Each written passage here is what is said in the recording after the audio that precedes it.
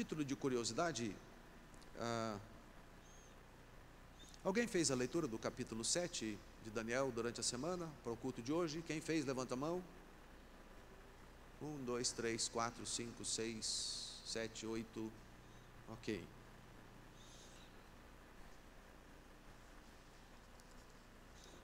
A leitura desse texto, você que leu certamente já observou isso, mas a leitura desse texto mostra para nós que, a partir do capítulo 7, nós encontramos um tipo de gênero literário diferente do que nós vínhamos observando em Daniel capítulos 1, 2, 3, 4, 5 e 6.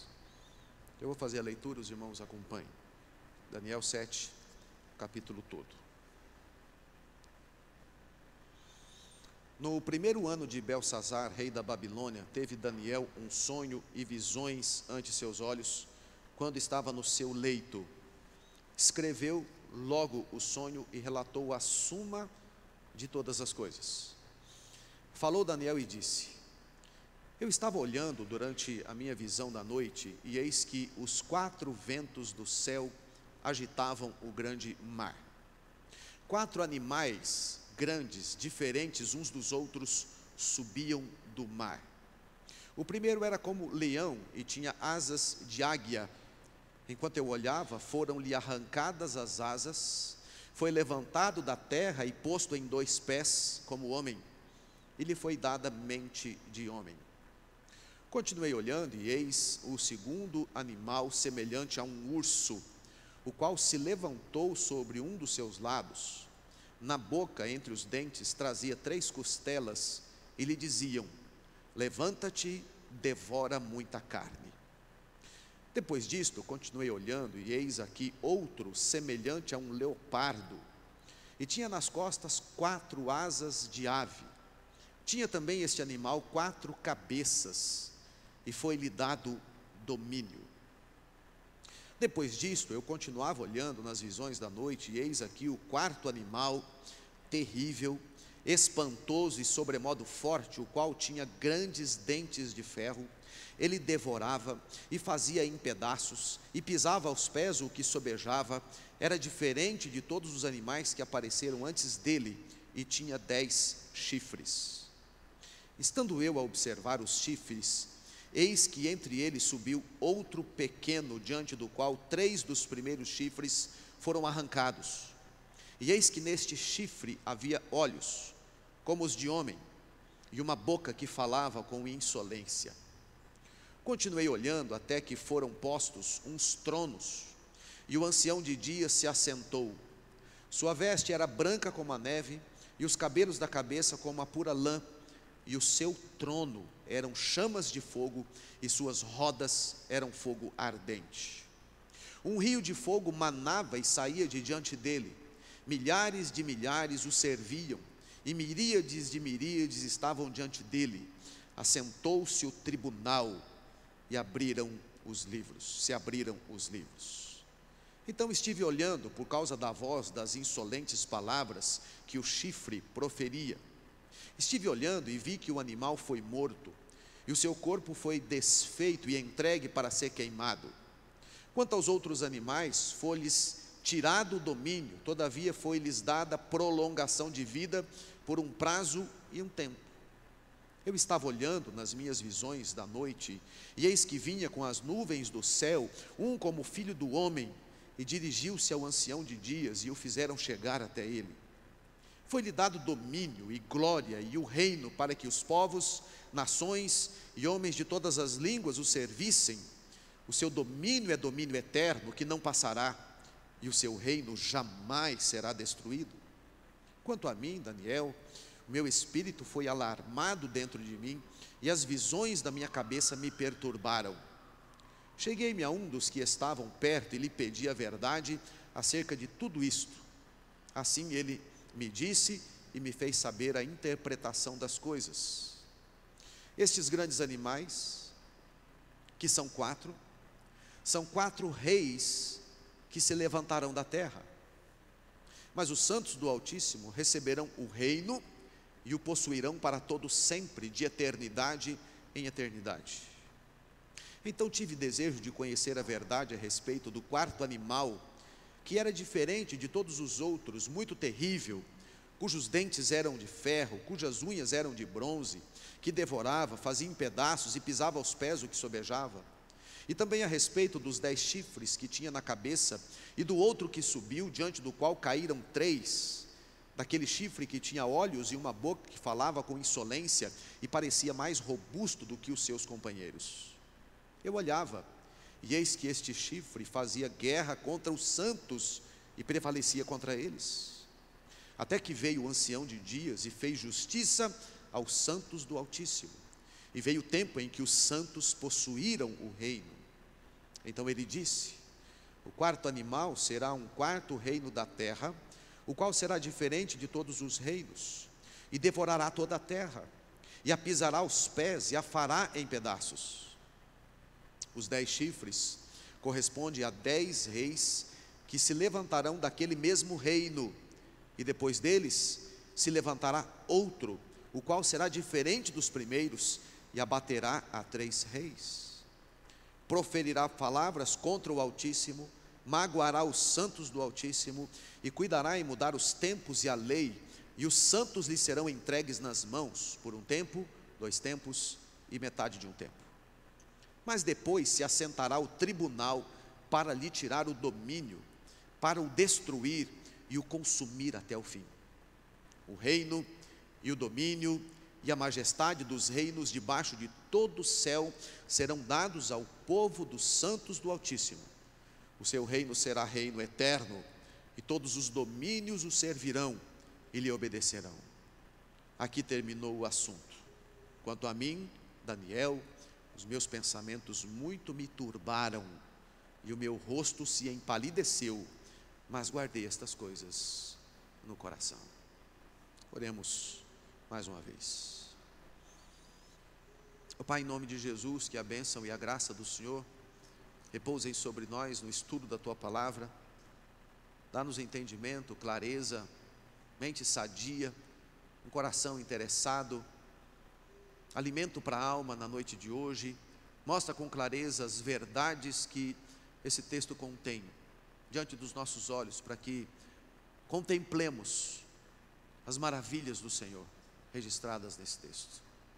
Em nome de Jesus, pedimos que o Senhor tenha misericórdia de nós e nos fortaleça a fé enquanto nós aguardamos o dia da redenção. Em nome de Jesus é que nós oramos. Amém, Pai. Amém. Bem, queridos, então pela leitura deste capítulo 7, logo de imediato, facilmente nós percebemos uma mudança no estilo. Os capítulos anteriores foram escritos numa linguagem narrativa, histórica, enquanto esse e os próximos capítulos foram escritos numa linguagem chamada apocalíptica. Esse tipo de escrito apocalíptico tem como característica principal apresentar revelações de Deus de modo extraordinário, em geral através de visões e sonhos. O livro de Apocalipse, o último das Escrituras, é uma grande revelação apocalíptica. Normalmente esse tipo de escrito tem o objetivo de encorajar crentes em Jesus Cristo, que passam e vivem tempos de grande sofrimento e grande perseguição, cujos temas se dividem basicamente em 3, a saber, o crescimento do mal, o cuidado de Deus por seu povo, no meio do crescimento do mal, e a segurança de que Deus nos dá de que o mal não prevalecerá, mas no final o mal será completamente derrotado. Para atingir esse objetivo de mostrar esses 3 aspectos, a linguagem apocalíptica utiliza simbolismos, uma linguagem enigmática, misteriosa, mas que tem um sentido claro. Não é algo que Deus tem o objetivo de ocultar, ao contrário, é para revelar. Mas na linguagem apocalíptica parece que algumas coisas ficam um tanto quanto obscuras e não dá para a gente saber ao certo do que se trata. Mas não é assim, é um simbolismo, e aquele simbolismo sempre traz um significado, e é possível nós vermos o significado à luz do texto que lemos, comparando com outros textos aqui mesmo no livro do profeta Daniel, que é o foco do nosso estudo. Se os temas principais dos escritos apocalípticos giram em torno do crescimento do mal, do cuidado de Deus com o seu povo, mesmo no crescimento do mal, e no abatimento completo do mal lá no final da história, podemos dizer que a história futura, mesmo nós não tendo o domínio sobre essa história futura, ainda assim Deus está no controle. Deus tem nas suas mãos o controle da futura história do mundo. O capítulo 7 do livro de Daniel mostra para nós exatamente isso, que a futura história do mundo está nas mãos de Deus. E é esse o tema que nós vamos abordar na noite de hoje. A futura história do mundo está nas mãos de Deus. Louvado seja o nome do Senhor, queridos. Imagina se a futura história do mundo não estivesse nas mãos de Deus. Estaria nas mãos de quem? Se Deus não tem o controle absoluto de todas as coisas, quem tem esse controle? O Senhor está sentado no alto e sublime trono, e a futura história do mundo está em suas mãos. Glórias a Deus por isso. Muito bem.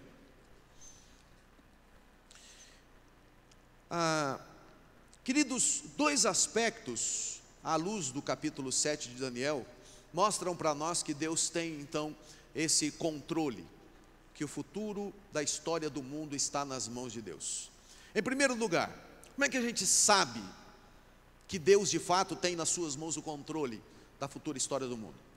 Primeiro, porque Deus revela a história futura, ou a futura história. Eu quero trazer aqui um comparativo de Daniel 7 com Daniel 2, para tentar mostrar para os irmãos que há um paralelo entre esses dois textos, no sonho do rei Nabucodonosor, com esse sonho que Daniel recebe agora. Se nós olharmos bem, o capítulo 7 inicia no primeiro ano de Belsazar. Então isso mostra para nós que o livro de Daniel não está escrito capítulo após capítulo em ordem cronológica. Daniel na cova dos leões, no capítulo 6, foi no tempo de Dario, um rei medo. Capítulo 7 é no primeiro ano de Belsazar. Belsazar aparece citado no capítulo 5. Portanto, nós temos aqui no capítulo 7 um acontecimento registrado antes do capítulo 6, não é ordem cronológica. Considerando isso, Daniel tem um sonho da parte de Deus, e é na época do rei Belsazar, e esse sonho de Daniel trouxe para ele um grande impacto. Ele fica atordoado, ele fica alarmado, ele fica sobremodo perturbado, os pensamentos lhe perturbam, ele entende o que estava acontecendo. Deus estava revelando o futuro da história do mundo. Deus estava mostrando para ele como que as coisas aconteceriam. Mas notemos, ele estava nos dias de Belsazar quando teve essa revelação de Deus. E diante desse contexto, Deus lhe dá esse sonho. Que sonho é esse? O sonho relatado aqui mostra que ele vê 4 ventos vindo e soprando sobre o oceano. 4 ventos.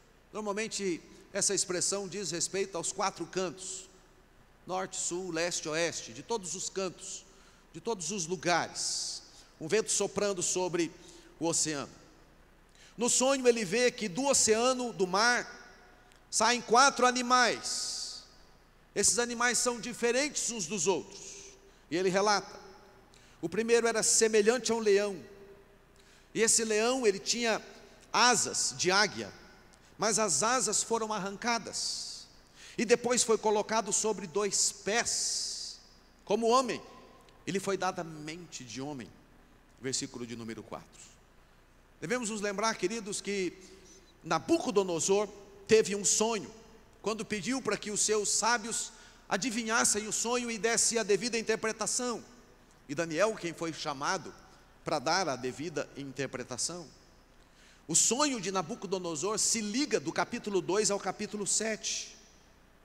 Esse primeiro animal, semelhante a leão, corresponde à cabeça de ouro do capítulo 2, daquela grande estátua que Nabucodonosor teve no seu sonho.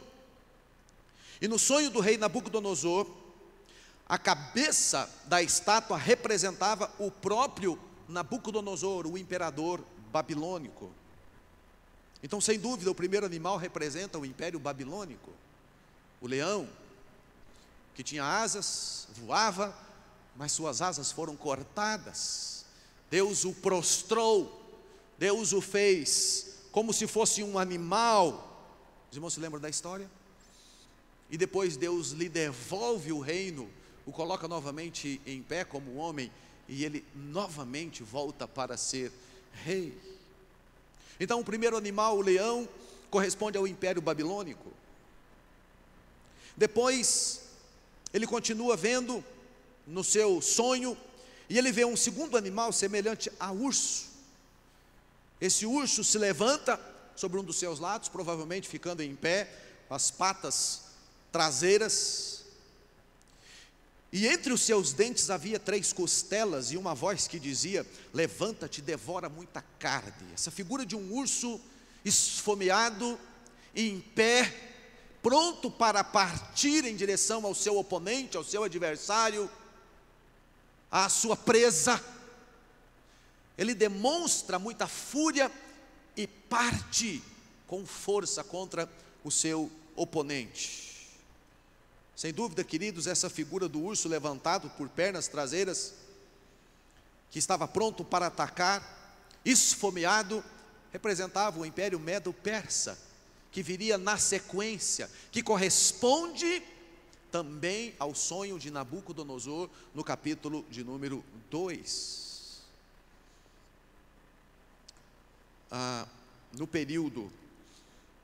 No final do rei Belsazar, nós temos a informação, no versículo 31 do capítulo 5, que Dario é o Medo, com cerca de 62 anos, se apodera do reino de Nabucodonosor. O cumprimento está se dando. Daniel vê a história sendo revelada, Deus mostrando como a história se daria, como seria a sequência dos fatos históricos, um após o outro. O sonho de Daniel continua, e ele vê um terceiro animal, e esse terceiro animal, no versículo 6, é semelhante a um leopardo. Ele possuía 4 asas de ave. Os irmãos conseguem fazer a imaginação? Eu leio essas coisas e eu fico vislumbrando, e eu crio logo as imagens, eu fico tentando vislumbrar. Mas também possuía 4 cabeças.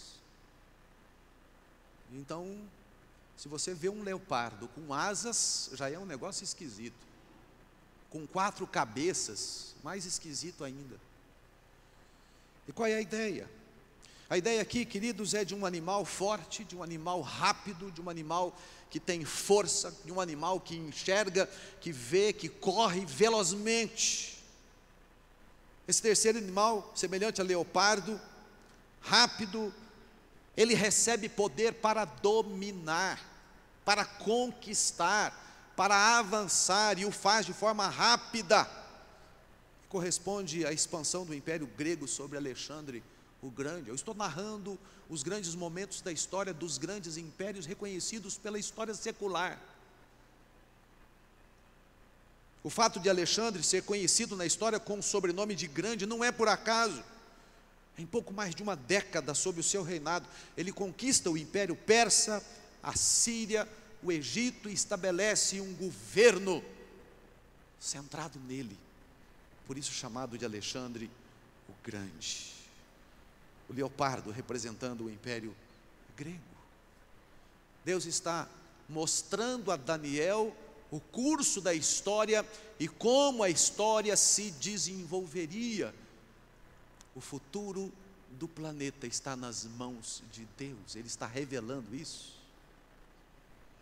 Por fim, Daniel vê um quarto animal que subia do mar e que não se parece com nenhum outro dos animais anteriores, e a sua descrição é estarrecedora, assustadora.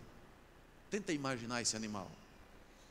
Ele é descrito como terrível, espantoso, eu estou lendo o versículo 7, sobremodo forte, tinha dentes grandes de ferro, ele devorava, fazia em pedaços, pisava aos pés o que sobejava, era diferente de todos os animais que apareceram antes dele, e além disso ele tinha 10 chifres.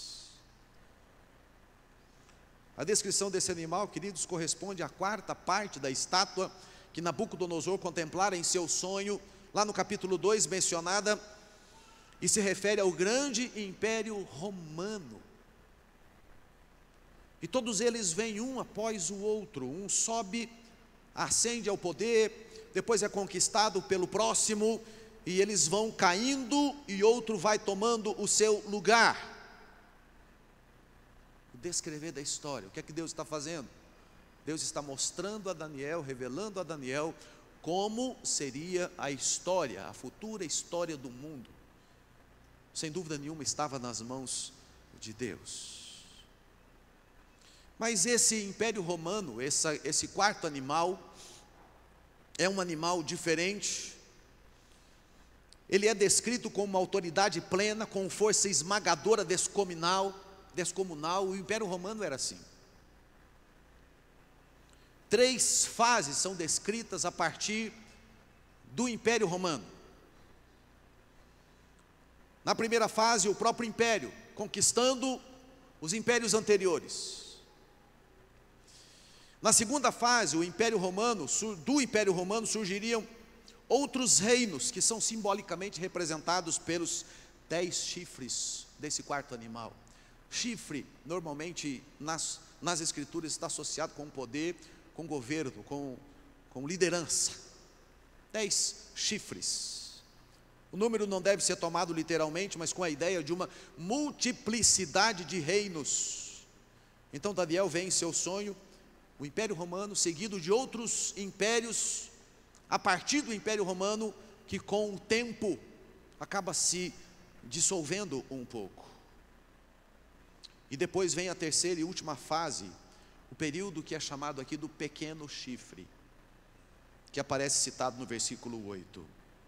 Esse pequeno chifre aparece e representa um único líder, um único governo, um único império, que corresponde ao surgimento de um poderoso personagem que falava com um tom de insolência, de acordo com o registro do capítulo 7. Essa descrição parece se encaixar, irmãos e irmãs, com o que é mencionado em 2 Tessalonicenses, capítulo 2, versículos 3 e 4, que é descrito como o homem da iniquidade, o filho da perdição, o qual se opõe e se levanta contra tudo o que se chama Deus, ou é objeto de culto, a ponto de assentar-se no santuário de Deus, ostentando-se como se fosse o próprio Deus. E essa indicação parece tão forte, porque esse quarto animal, e quando chega esse pequeno chifre que surge, ele tem poder, ele luta contra a igreja, ele luta contra os santos, ele esmaga a igreja, ele esmaga os santos.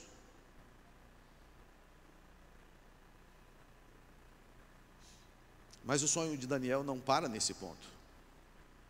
Daniel olha para o alto, para o céu, para cima, e contempla o todo-poderoso e soberano Deus, assentado num trono, e chamando todos à prestação de contas, pois Ele é o governo eterno, e todas as coisas estão nas suas mãos. Deus deu a Daniel um sonho, e nesse sonho Deus lhe revelou a história futura do planeta. Alguns dias antes de Daniel, alguns dias nos dias de Daniel, alguns dias depois de Daniel, alguns dias no período de Cristo, alguns dias pós Cristo, nos nossos dias. Todos esses detalhes, irmãos, foram registrados antes de acontecer. Não é semelhante aqui a um historiador que colhe informações, colhe fatos, faz um relato daquilo que alguém diz como a história foi, ou que reúne documentos da época e constrói como que a história aconteceu. Não. O que está sendo registrado aqui no capítulo 7, na visão e no sonho que Deus dá a Daniel, diz respeito a algo que vai acontecer no futuro. E a história haveria de se desenvolver exatamente como Deus havia mostrado e revelado. É por isso que nós estamos dizendo que a futura história do mundo está nas mãos de Deus, quando Deus revela as coisas futuras, a história futura e o desenvolvimento da história que haveria de acontecer daqui a um tempo. E hoje, queridos, quando nós olhamos então e examinamos a história passada, nós vemos os detalhes em cumprimento. Os reinos e os impérios que surgiram, que caíram, e os outros que conquistaram, os anteriores, com os detalhes que são descritos muito tempo antes deles acontecerem, conforme Daniel capítulo 7. A verdade é que a futura história do mundo está nas mãos de Deus. Deus revelou no passado a história futura do mundo, e a história está se desenvolvendo conforme a revelação de Deus. De modo que o que ainda não se cumpriu porque houve algum erro. Não se cumpriu é porque ainda não chegou a hora do seu cumprimento.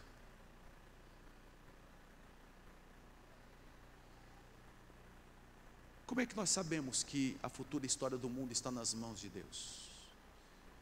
Nós sabemos, de acordo com Daniel capítulo 7, que a futura história do mundo está nas mãos de Deus, porque a história foi revelada por Deus no passado, e ela vem acontecendo exatamente como Deus revelou. Louvado seja Deus, irmãos. As coisas não acontecem por acaso. Deus mostrou a Daniel a história e o desenvolvimento da história. Ele tem nas mãos o controle da história. Mas há um segundo aspecto aqui que mostra para nós que, de fato, está nas mãos de Deus a futura história do planeta. Se Deus revela a futura história, Deus governa a futura história. O que esse item diferencia do anterior? Deus revela como seria, e nesse segundo, Deus governa. Com esse segundo item, nós entendemos que Deus não só revela por saber antecipadamente o futuro, por ter conhecimento prévio dos acontecimentos futuros, mas na verdade os acontecimentos futuros acontecem no futuro, porque Deus assim decretou, estabeleceu, examinou, guardou, decretou, e a história do planeta e a história da humanidade caminha para um determinado fim, porque Deus assim a governa. Não há acaso, não há sorte. Há sim um Deus assentado no trono que dirige e governa todas as coisas. Então a história do planeta está nas mãos de Deus. E aí nós olhamos para o texto. Os eventos da história humana, queridos, servem para cumprir os propósitos daquele que está sentado no trono celeste, e está sentado no trono de eternidade a eternidade, e reina pelos séculos dos séculos. Nós lemos no versículo de número 9 que Daniel olha para o céu e vê alguns tronos em volta de um trono maior. Tronos em volta de um trono maior, um trono central. O seu trono eram chamas de fogo e suas rodas eram fogo ardente. Olha a descrição de Daniel acerca do trono de Deus. Versículo 10, Daniel vê o trono de Deus, que dali um rio de fogo manava e saía de diante dele. Tente imaginar a cena. Tronos, essa visão nos remete a Apocalipse, porque diante do trono de Deus há tronos em volta, 24 pequenos tronos em volta, e a sugestão lá é que são os representantes do Antigo, da Igreja e do Novo Testamento, as 12 tribos de Israel e os 12 apóstolos, 24 pequenos tronos em volta, em círculo, e no centro o trono de Deus. Esse trono de Deus, segundo a visão de Daniel, era um trono que estava totalmente tomado por um fogo, cujas rodas eram de fogo, e manava, saía, brotava, geminava do trono de Deus um rio de fogo, que saía e se espalhava. A futura história do mundo prossegue em seu curso, mas enquanto o curso da história segue e prossegue, Deus está sentado no trono, o trono da glória. O versículo 11 aponta que, tal como os animais e os chifres que representam reinos terrenos, poderosos reinos terrenos, simplesmente por uma palavra do Deus Todo-Poderoso, todos eles serão destruídos. Não há guerra sendo travada, não há exércitos montados, não há exércitos poderosos, dos poderosos reinos da terra, enfrentando o reino ou o Senhor da glória. Não, o que há é simplesmente a palavra de Deus, derrubando por terra e destruindo todos os reinos da terra, que se consideravam poderosos. Todos os reinos, desde o Império Babilônico, passando pelo Império Medo-Persa, Império Grego, Império Romano, cessaram por causa do desígnio de Deus. Porque Deus põe, Deus tira, Deus levanta, Deus derruba, Deus constrói, Deus destrói.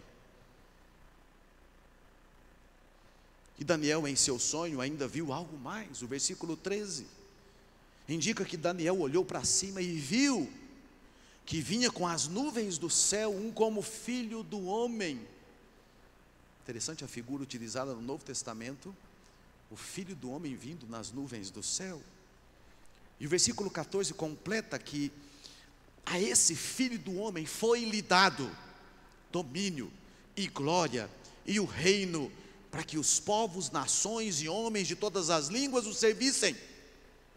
O domínio com domínio eterno que não passará, e o seu reino jamais será destruído.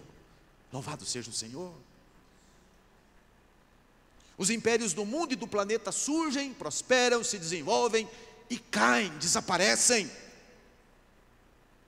O último império permanece até quase o dia final do mundo, e segue-se o surgimento do anticristo.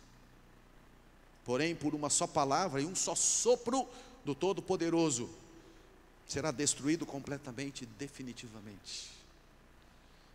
O Rei eterno da parte de Deus, o Senhor Jesus Cristo, ocupará a posição. Ele é chamado de Rei dos Reis e Senhor dos Senhores.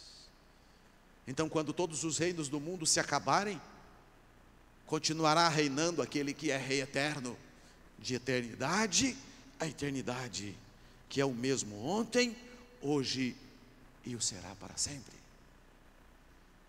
Aquele que por nós morreu e ressuscitou.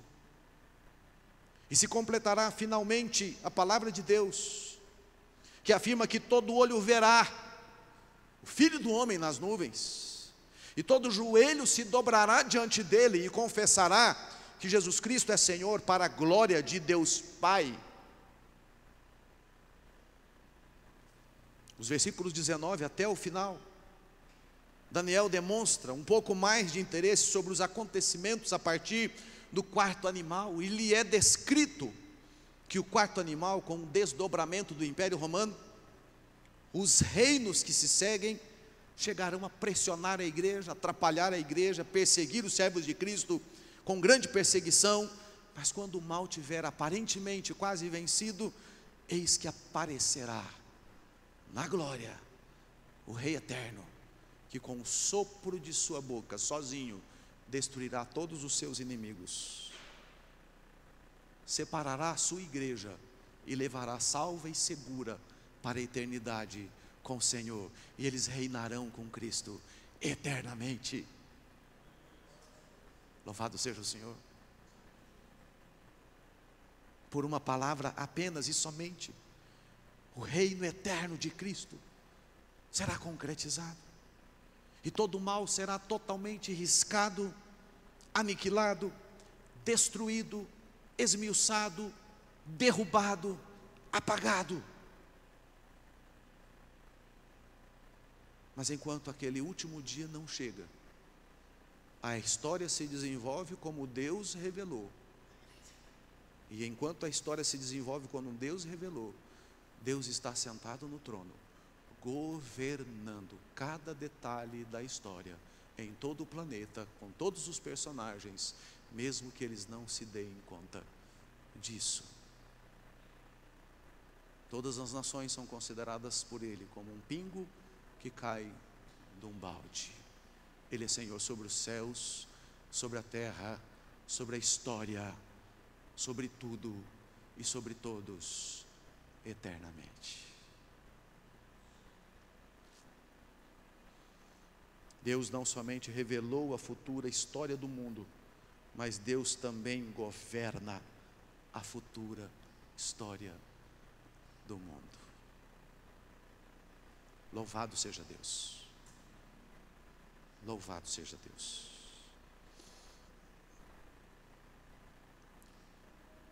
Esses dois são os aspectos, queridos, à luz de Daniel capítulo 7. Nós temos aqui uma descrição da futura história do mundo. E à luz do capítulo 7 de Daniel, o planeta e a sua história está nas mãos de Deus. Deus revela como vai ser a história, mas não só revela porque Ele tem pré-conhecimento, porque Ele sabe o futuro. Ele revela e Ele mostra que Ele é quem governa.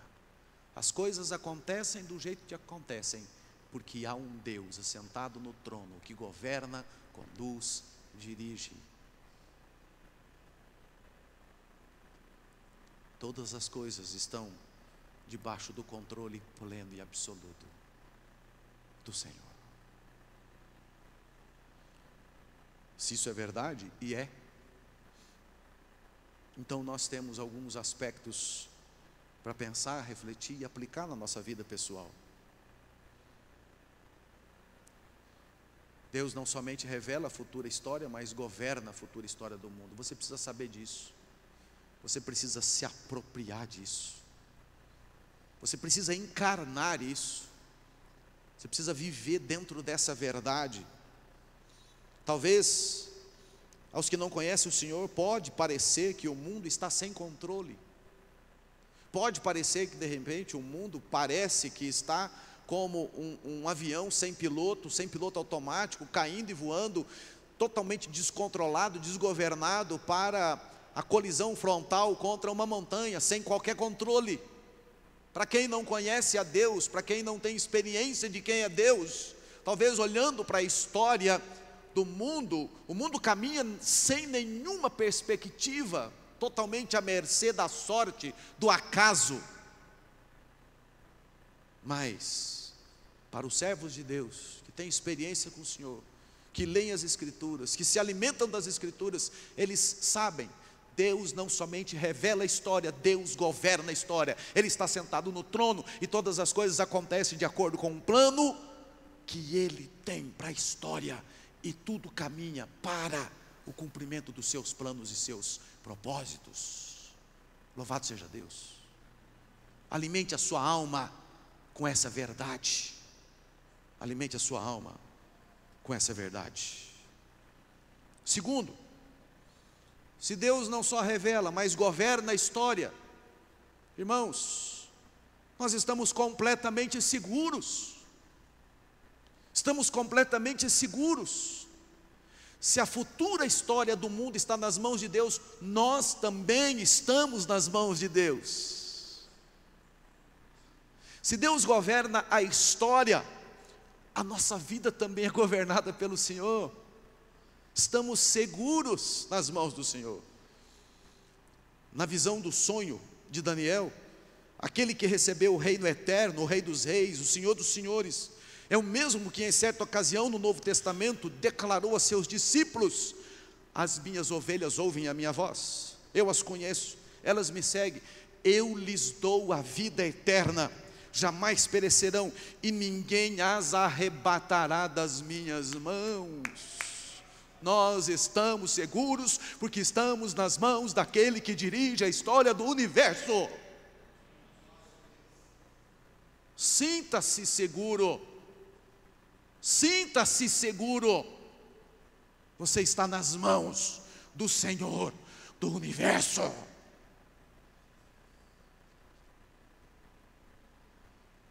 Aconteça o que acontecer, aconteça o que acontecer, nós estamos nas mãos do Senhor do universo. E quando o dia final da história chegar, mesmo que o mal demonstre todo o seu poder, mesmo que aparentemente parece que tudo vai dar errado, o Rei dos Reis e o Senhor dos Senhores aparecerá na glória, e com o sopro de sua boca derrotará o inimigo, e o povo do Senhor será recolhido para a glória eterna com o Senhor. Louvado seja Deus. Oh glória, que dia glorioso será aquele. Então o que eu preciso fazer enquanto esse dia não chega? Nós devemos nos preparar, queridos, para o dia da redenção.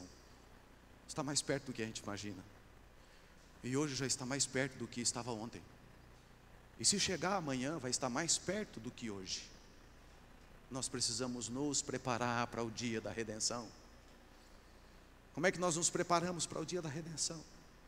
Nós nos preparamos para o dia da redenção nos alimentando de Jesus Cristo, dedicando a nossa vida a Jesus e ao reino, orando em comunhão profunda com o Senhor, lendo as Escrituras, devorando as Escrituras, alimentando a nossa alma, dedicando a nossa vida ao Senhor com intensidade, com integridade, com profundidade, com dedicação. O que eu preciso fazer? Eu preciso me preparar para o dia da redenção. Você precisa se preparar para o dia da redenção. Você é capaz de dizer que a forma como você vive durante a semana, você está se preparando para o dia da redenção? Sim ou não? Essa é uma pergunta que você precisa responder para você, meu querido. A maneira como você vive durante a semana, você está se preparando para o dia da redenção? Ela está mais perto e mais próxima do que você imagina. E quando chegar o dia da redenção, Jesus retornará com todo o esplendor da sua glória, os céus se rasgarão. Diz as Escrituras que as estrelas cairão do firmamento. A ideia que me vem à mente é que na grandeza e na majestade de Cristo, as estrelas se prostram, se curvam, dão espaço, se afastam para o Rei da glória vir a um planeta tão pequeno, tão minúsculo, comparado com a sua grandeza e a sua majestade, com o sopro de sua boca destruindo todos os inimigos, e Ele separando os salvos dos não salvos, e recolhendo os salvos, e dizendo a eles: bem-vindo à glória eterna do Pai, que vos está preparado desde antes da fundação do mundo, e estaremos para sempre com o Senhor, na morada gloriosa e eterna com Ele. Louvado seja Deus, irmãos.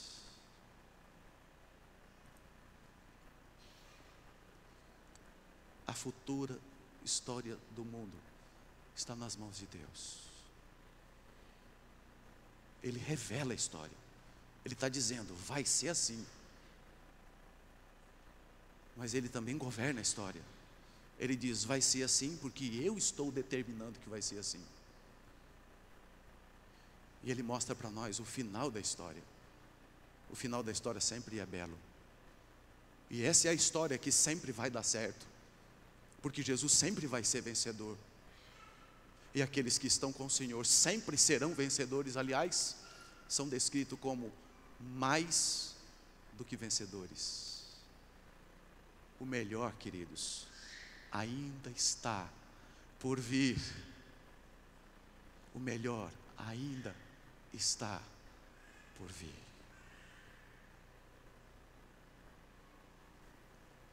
Que Deus nos abençoe, nos fortaleça, nos influencie, nos anime, nos encoraje para continuarmos vivendo, aguardando o dia da redenção que se aproxima, crendo sempre. Deus revela e governa a história, e no final dessa história nós estaremos diante dele, olhando para Jesus Cristo, glorificados à semelhança dele, em volta da mesa, ceando com ele e ele conosco. E a festa no céu começará e jamais se fitará. Glória seja dada ao nome do Deus eterno. Louvado seja o nome do Senhor. Curva sua cabeça e oremos ao Senhor.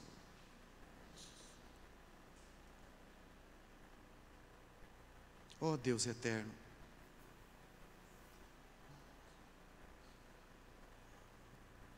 nós demoramos para ter uma visão como essa das Escrituras e daquilo que o Senhor tem para nós, porque nós não alimentamos a nossa alma da palavra santa e bendita do Senhor. Nós não lemos como deveríamos ler. Nós não buscamos o Senhor como deveríamos buscar. Nós não nos relacionamos com o Senhor do jeito que nós deveríamos relacionar. Tem misericórdia de nós, Senhor. Tem misericórdia de nós. Tem piedade das nossas vidas, Senhor. Falta-nos a visão clara, completa, profunda do Senhor, porque nós negligenciamos nos alimentar profundamente do que o Senhor disse que é o alimento para a nossa alma. Tem misericórdia de nós. Mas eu sei que o Senhor pode nos dar um grande avivamento espiritual, Senhor. Então dá, Senhor, um avivamento espiritual para esta igreja. Tem coisa que precisa ser consertada aqui, Senhor, conserta. Tem coisa que precisa ser santificada aqui, Senhor, então santifica. O que o Senhor deseja fazer no meio desta igreja, com esta igreja, para trazer um grande avivamento espiritual? Faz, Senhor, em nome de Jesus. Abre os nossos olhos para entendermos profundamente o Senhor, teus planos, teus propósitos. Está tudo aqui, Senhor. Está tudo aqui. Em nome de Jesus, nós pedimos isso. Ajuda-nos, ó Deus, a nos comprometer contigo. Em nome de Jesus, nos incomoda, nos sensibiliza, nos impulsiona, Senhor, para uma busca profunda do Senhor, em nome de Jesus.